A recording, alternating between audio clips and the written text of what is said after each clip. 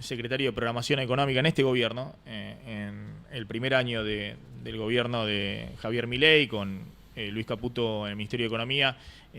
Joaquín, gracias por atendernos, muy amable. Hola, ¿cómo les va? Bien, muy bien, gracias. Bueno, la primera reflexión quiero con el tema suya respecto al INDEC. Usted estuvo, digamos, el año pasado, en el 2024 en realidad, en el Ministerio de Economía. Eh, ex viceministro, no ministro, no actual. Y bueno, ¿qué está viendo respecto a esto del cambio del índice de que no se actualice el índice de precios al consumidor que estaba previsto para el martes próximo? Bueno, me parece una mala reacción del gobierno en este tema. Este es un tema de larga data, porque incluso cuando yo estaba, eh, el índice estaba listo y la idea era que saliera eh, en el año 2024. Hmm. Incluso yo tuve una reunión con Marco Labaña porque quería definir la fecha y estaba dispuesto a postergar lo que originalmente había sido previsto para junio del 2024 en septiembre. Eh, y no había realmente ninguna razón para postergarlo demasiado. Esto yo me fui en junio, o sea que esta discusión fue antes de junio. Se podía entender que como la inflación estaba cayendo desde un nivel bastante alto, eh, fuera pertinente no hacer demasiado ruido con otra cosa. El problema es conocido, o sea, Hmm. el índice tiene una mayor ponderación para los servicios. Obviamente, eso incluye los servicios públicos, que tenían que ajustarse más que el promedio de la inflación para reducir los subsidios y podría tener un impacto sobre la inflación en un momento que se estaba tratando de controlar la expectativa de inflación. Pero una vez que eso, que la inflación bajó a un nivel en el que ya se empezó a sostener, eh, digamos, no hacía mucho sentido Hmm. demorar la publicación del índice, que era una cosa que había sido también acordada con el Fondo Monetario, porque de hecho el fondo había financiado con un programa de asistencia técnica la revisión del índice. Hay que aclarar que la canasta se va actualizando en todos los países cada un determinado número de años. Si bien es una canasta fija, luego las ponderaciones se van ajustando. Sí. Ahora, obviamente, cuando el gobierno controla el tipo de cambio y además eh, introduce una política de liberación comercial que eh, reduce el precio relativo de los bienes con respecto a los servicios, porque la mayoría de los bienes son transables y la mayoría de los servicios son no transables. Esto tiene un impacto, sobre todo si al mismo tiempo uno está recomponiendo los precios relativos de los servicios públicos, Hmm. ¿no es cierto? O sea, ese es el trasfondo del tema, pero a ver, pero el efecto marginal que esto tiene no es muy grande a este nivel de inflación al que se ha llegado, sobre todo si uno cree que no está que no es que va lo que viene es un proceso de reducción monotónica a inflación cero, como dice Milei, sino que va a ser necesario un sinceramiento cambiario que va a tener algún impacto sobre la inflación y por lo A ver, tanto este sería me el quiero detener, momento de centrar. me quiero detener ahí porque es muy interesante lo que dice Cotani. A ver, eh, eh, usted dice, bueno, el índice se podía cambiar en 2024, digamos, pues estaba hecho el trabajo técnico. Hago un paréntesis breve, ¿no? El primero y segundo kirchnerismo, el de Cristina, ¿no? Sobre todo 2007, 2015, destruyó el INDEC con Moreno, ¿no? Después se Claro. normalizó y en el gobierno de Alberto Fernández, por lo visto, era un gobierno tan inepto, ¿no? En todo sentido, que yo creo que en algún momento Marco Labaña dijo en 2022 que ya tenían el 2022 listo para hacer la actualización del índice en base a la nueva canasta 2017-2018, que era la canasta de la encuesta permanente de hogares, ¿no? Y salir de la del 2004, pues ya estaba totalmente desactualizada. De hecho, yo he hablado con el director de Estadística de la Ciudad de Buenos Aires que ya medían con la nueva canasta y decía, bueno, el INDEC lo tiene que hacer, es una cosa que no es muy compleja. Pero el gobierno de Alberto Fernández tan inepto que pisaban las tarifas públicas, que las tenían totalmente atrasadas, les hubiese convenido hacerla, usar con la canasta actualizada, ¿no? El índice, pero no lo hicieron.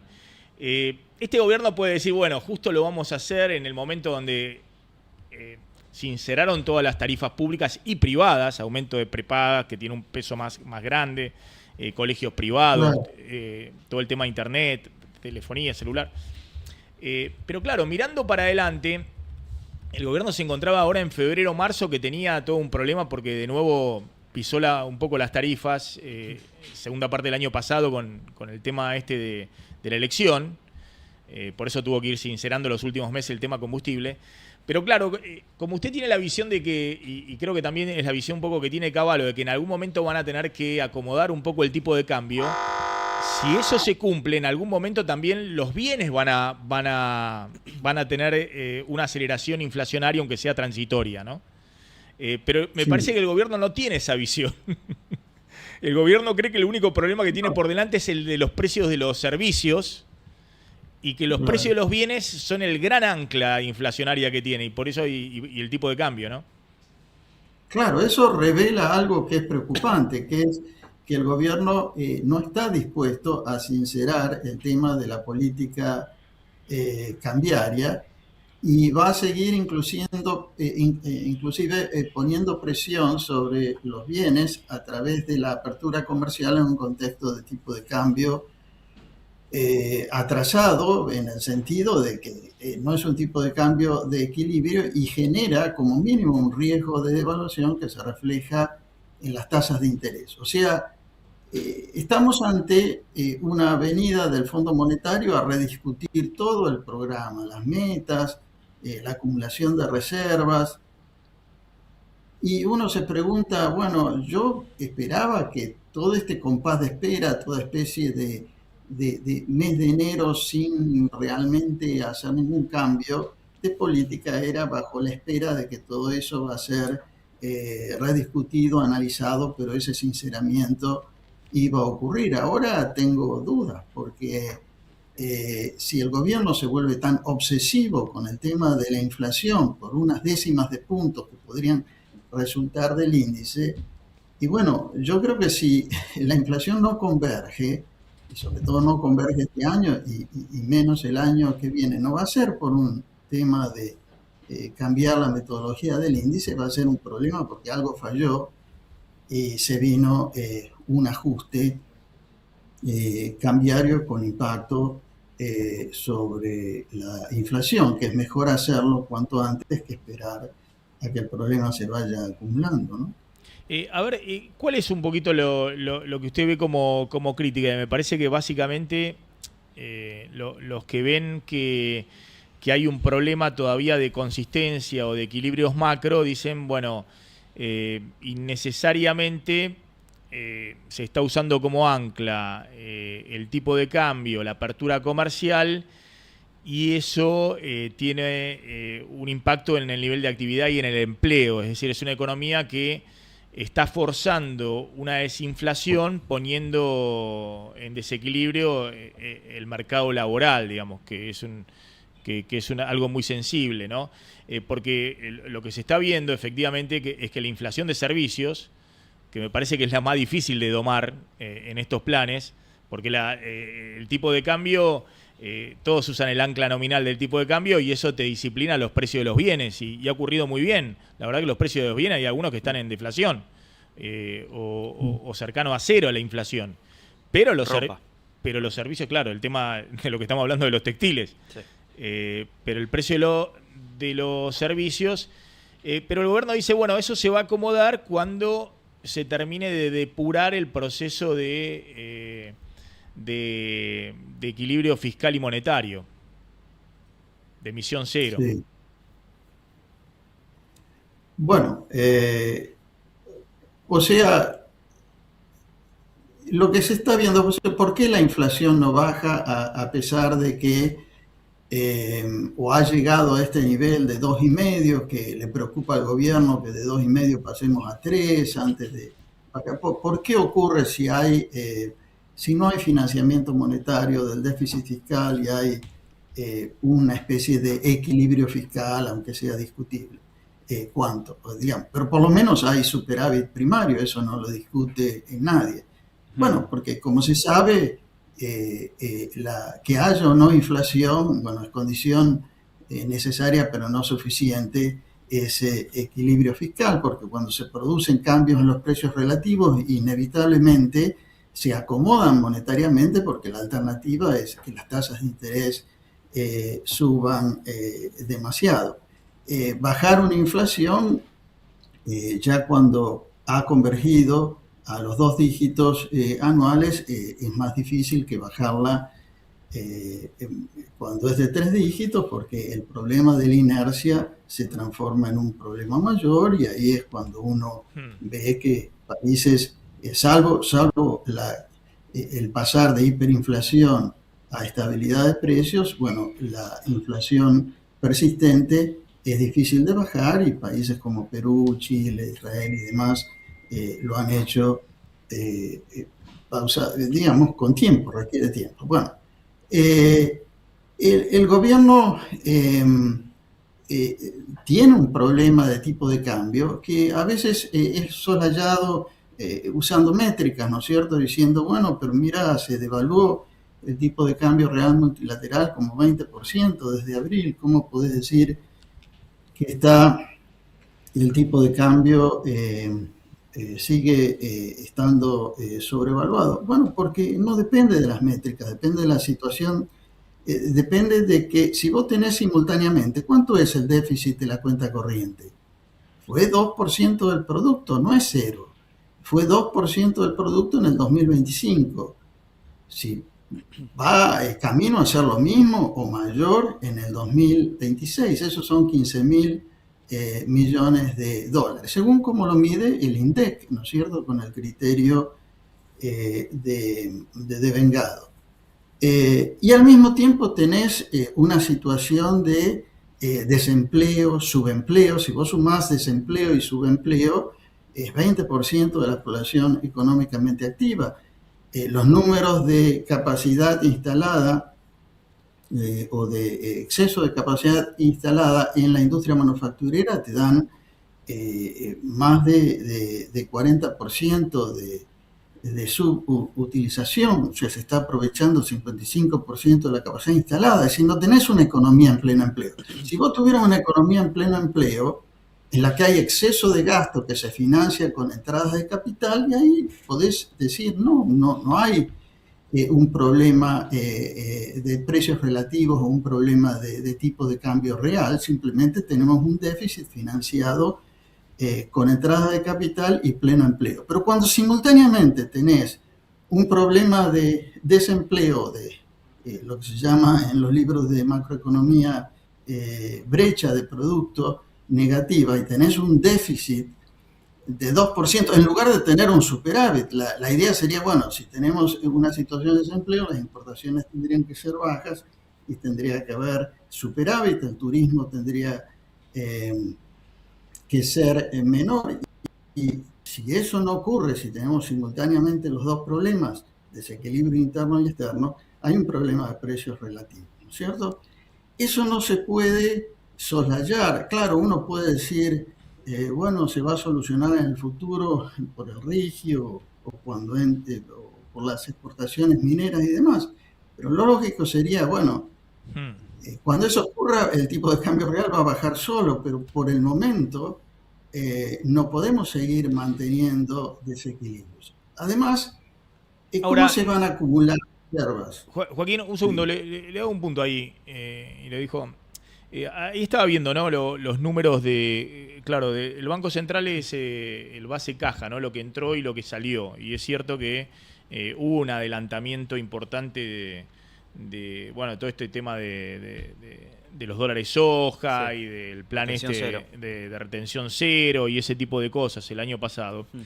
Eh, pero tuvimos un superávit comercial de más de 11 mil millones de dólares, ¿no? Que sí. machea más o menos con el déficit de servicios reales, de viajes al exterior, como se llama acá, ¿no? Y lo que nos queda, yo el cálculo que nos queda en la cuenta corriente de déficit son los intereses de la deuda, que son más o menos 10 mil millones de dólares. Es decir, que es un déficit de cuenta corriente de un punto y algo del PBI, ¿no? De 1,2, 1,3 del PBI. No parece un déficit de cuenta corriente muy elevado. Sí No, hay no, un... pero Sí, te falta, vos te referís al superávit de bienes, de la balanza de bienes, pero te sí. falta el turismo, por Y hay, ejemplo. por eso Te 11 mil falta millones de todo dólares, el 11 mil déficit. millones de dólares eh, negativo. Ahí lo macheo con pero lo de...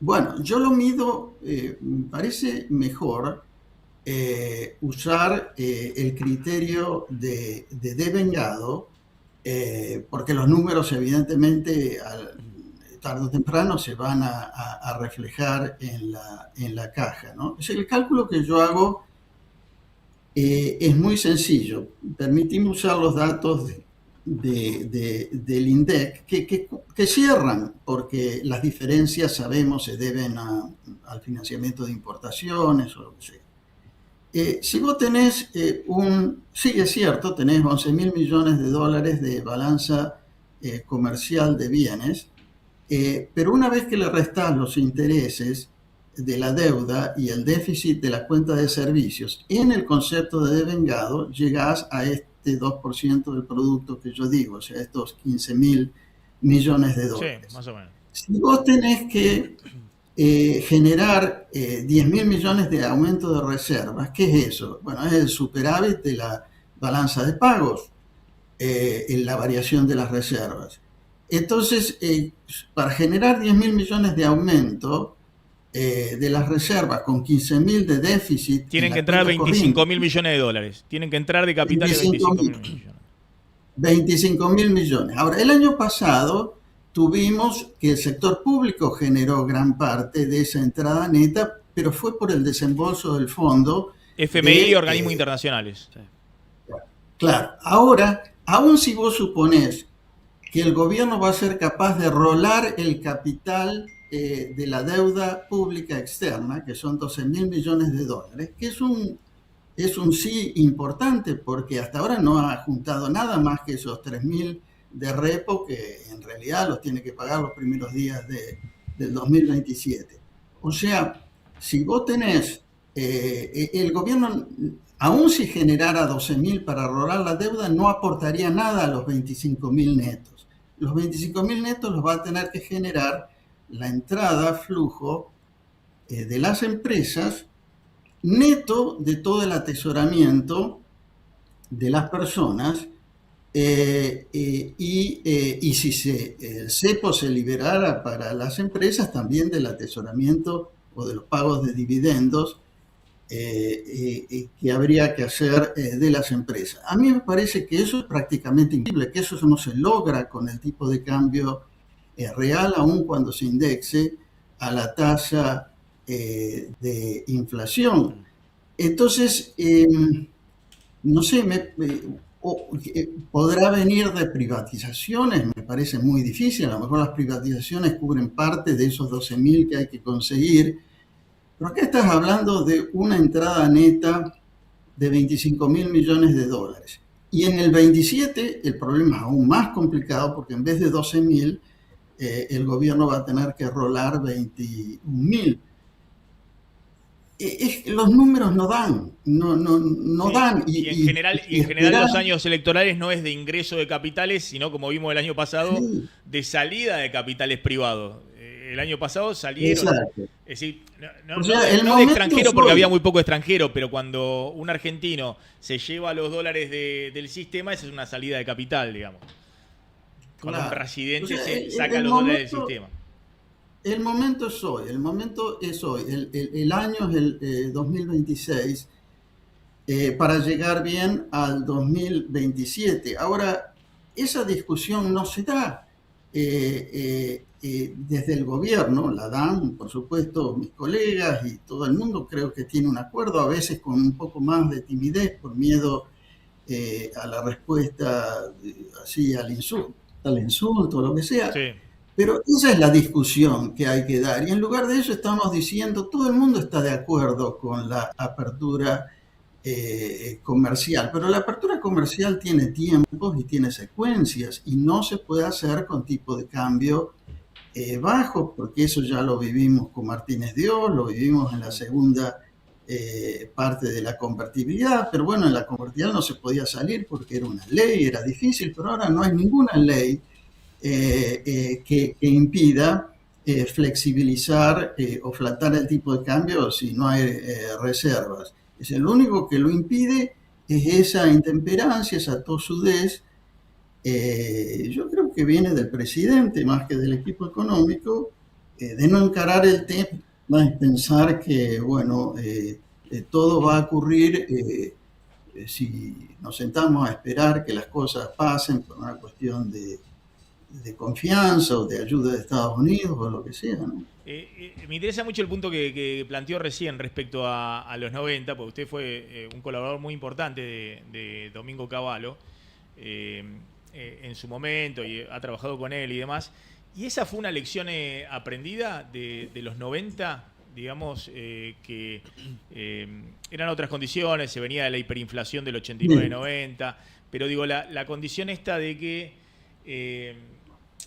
un tipo de cambio bajo y apertura comercial son una combinación explosiva en términos de actividad y sobre todo a nivel de empleo. Es una lección aprendida un poco con el diario del lunes, porque lo que hoy todos podemos decir, uy, no hubiera sido lindo que en el 1996-97 saliendo se hubiera eliminado, se hubiera cambiado la ley de convertibilidad y si hubiera ido a un sistema de flexibilidad. Al principio el tipo de cambio no se hubiera depreciado porque había una fortaleza y luego cuando los shocks externos negativos empezaron a ocurrir se hubiera depreciado ordenadamente como ocurrió en Brasil.